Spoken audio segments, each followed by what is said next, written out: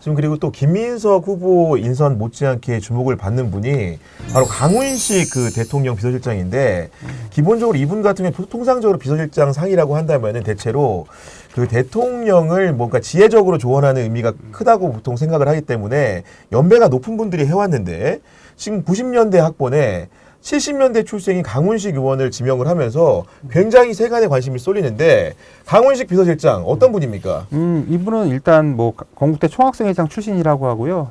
이제 뭐 알려진 건 노사모 티셔츠 제작하는 뭐 이제 의류업체를 창업했다고 이런 게 알려져 있는데 이제 이분이 정치권에서 기자들이나 뭐 이제 좀 처음에 들어온 건 이제 손학규 경기지사 시절이에요. 그때 경기지사 시절에 손학규 정무팀 보좌진으로 들어옵니다. 그래서 그때 정식 직책이 정확히는 모르겠는데 뭐 혁신분권 보좌관 뭐 이랬다고 해요. 그리고 이제 이분을 소개한 사람이 당시 이제 강 실장이 근무했던 데가 민기획이랍니다. 지금 컨설팅 회사 네. 민기획이고 이분을 손학규 캠프로 데려온 사람이 당시 경기도 정무부지사인 김성식 전 의원이에요. 이게 이제 손학규 캠프 담당자들의 공통된 얘기고요. 그래서 네.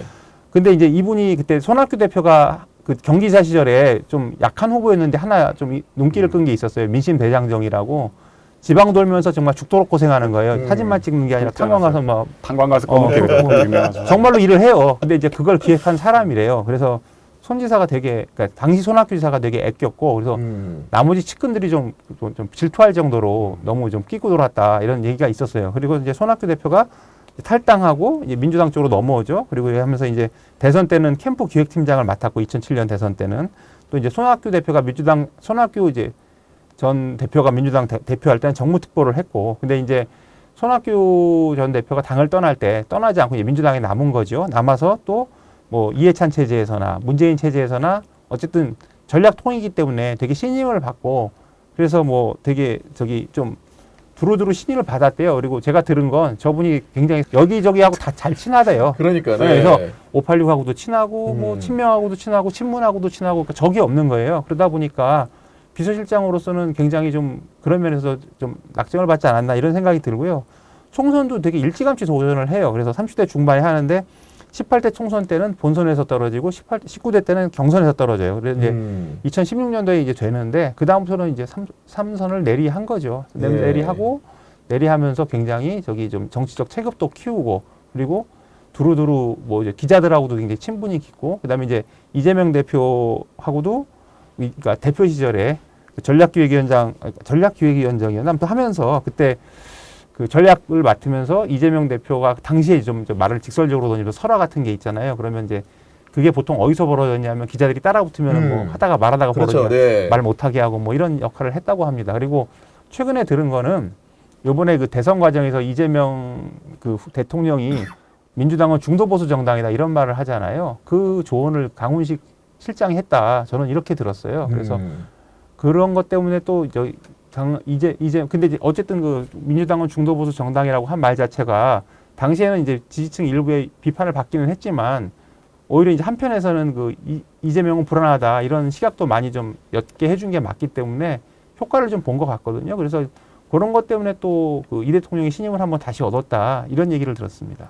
그 아까 말씀하셨던 것처럼 이제 구기자 말했던 것처럼 이분이 이제 어떻게 보면 1970년대생 대통령 비서실장 기록을 쓰게 된 거잖아요. 그래서 이게 조금 보면 이제 김민석 지명자는 이제 86세대를 대표하고 그렇죠. 네. 이 강 비서실장은 X세대를 대표하고 있고 그래서 86과 X세대를 이제 약간 국정 쌍두마차로 이렇게 놓은 느낌이 좀 들고 근데 이 두 사람이 또 공통점이 뭐냐면 이제 20대 후반인가요? 젊은 시절부터 이제 정치에 입문해가지고 정치 경험이 되게 많잖아요. 그래서 아까 이용욱 기자도 잠깐 얘기했지만 이제 뭐 관료나 이런 사람 출신들보다는 이렇게 정치인들을 등용해가지고 이제 뭐 정부나 대통령실 그다음에 뭐 대국회 관계 뭐 이런데 좀 이제 뭐 활력 불어넣겠다는 거 아니냐 이런 생각 들고 또 하나 덧붙이고 싶은 게 이 비서실장 되면 기본적으로 의원직을 내려놓아야 되는 거잖아요. 아, 그러니까요. 그러니까 아무튼 뭐 곧 사퇴했을 것 같은데 이분이 이제 어떻게 보면 3연속 당선된 지역구 되게 안정적인 지역구잖아요. 그리고 이제 제가 듣기로는 그 충남에서도 가장 지지율이 높았다고 제가 들었는데 이런 걸 포기하고 어떻게 보면 이제 새 정부를 위해서 자기가 이제 뭐 결심을 한 거잖아요. 네. 그리고 이제 또 그런 이야기도 있었어요. 이 이제 강 비서실장이 이제 내년 6월 지방선거에서 충남지사 도전을 되게 뭐 꿈꾸고 있었고 실제 주변에도 의혹을 되게 많이 비쳤는데 이걸 이제 어떻게 보면 지금 비서실장 임명되면서 이번에 비서실장 임명되면 사실 뭐 기약은 내년 없죠, 당연히. 1년 하다 나올 수 있는 상황은 그렇죠, 아니잖아요. 네. 그래서 이것도 어떻게 보면 그런 정치적 선택지가 사라지게 된 거니까 본인 입장에서는 뭐 향후에 어떻게 될지는 모르겠지만 네. 큰 결단을 한 셈입니다. 강훈식 그 비서실장 같은 경우에는 제가 좀 조사를 해보니까 그 초선이 됐을 때 그 검찰에서 기소를 당합니다. 그 공직선거법상 허위사실 공표죄. 이거 많이 들어본 제목이죠. 이재명 대통령과 동병상련이 있는 사람이고 항소심에서 벌금 100만 원 미만을 받아가지고 극적으로 살아난 것도 이재명 대통령과 상당히 유사한데 그쯤 되니까 또 어떤 생각이 드냐. 김민석 그 총리 지명자 같은 경우에도 2000년대 초반에 불법 정치자금 수수 문제로 옥고를 치른 적이 잠깐 있거든요.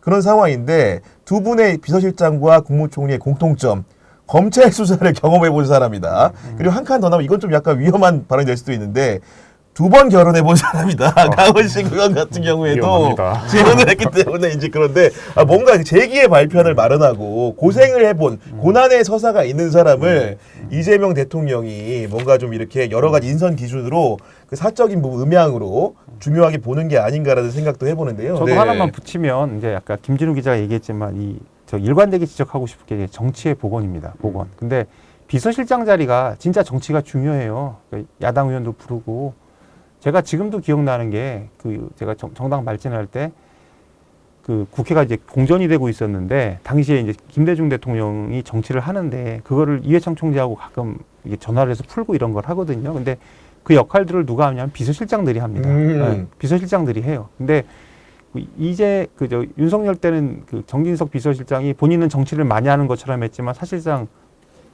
기자들 삼겹살 같이 거주는 거나 하고 아니면 윤석열이 한동훈 대표 앞에 두고 눈 부라릴 때 옆에서 같이 눈 부라리는 거 이런 거 했잖아요. 근데 강훈식 실장은 어쨌든 간에 여도 알지만 그러니까 지금 진짜 여당이 됐죠. 진짜 두루두루 친하다고 하더라고요. 친명, 비명 가릴 것 없이 두루두루 친해서 혹자는 강 실장 보고 수박이다 이런 얘기도 했는데 그만큼 이제 모두하고 친한 거고. 거지. 예. 기본적으로 어쨌든 간에 손학규 전 대표가 이제 한나라당에 있었기 때문에 그쪽 계열 사람들하고도 나름대로 좀 친분이 있는 것으로 알고 있어요. 그러면 저분이 할 일은 제가 보기에는 국정도 하겠지만 조언도 하면서 이제 그 망가진 정치를 복원시키는 역할 이런 걸 하지 않을까. 정치의 복원이 저는 대단히 중요하다고 생각을 하거든요. 네, 예. 그리고 그런 부분이고 그 73년생 X세대다 보니까 또 얼핏 든 생각은 국민의힘이 어떤 식으로 지도부 개편이 있을지 모르겠는데 만약에 유력한 그 대표 주자 중에 하나인 한동훈 전 대표가 된다고 하면은 비서실장이 야당 대표와 통화를 해야 되기 때문에 X세대끼리의 공감대 이런 것도 좀 기대가 되는 측면이 없지 않고 여간 또 재밌는 그 이력 중에 하나는 이재명 대통령과 한번 실제로 선거에서 맞붙은 적도 있다고 합니다. 그렇죠. 그 전까지는 오히려 이재명 대표 체제에서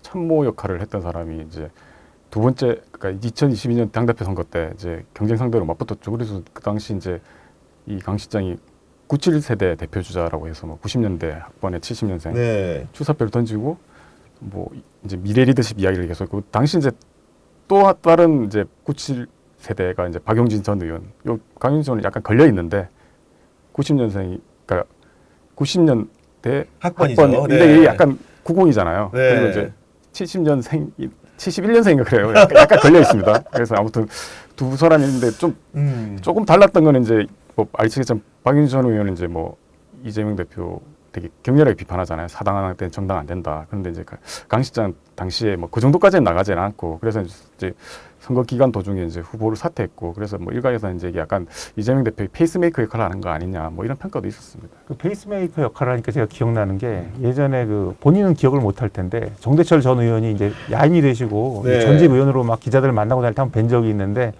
그때 이제 DJ 당 시절에 자기가 맨날 대항마로 나가는데 미리 얘기했다는 거야. 이거 짜고 치는 겁니다. 이러면서 페이스메이커로 나갔다는 거예요.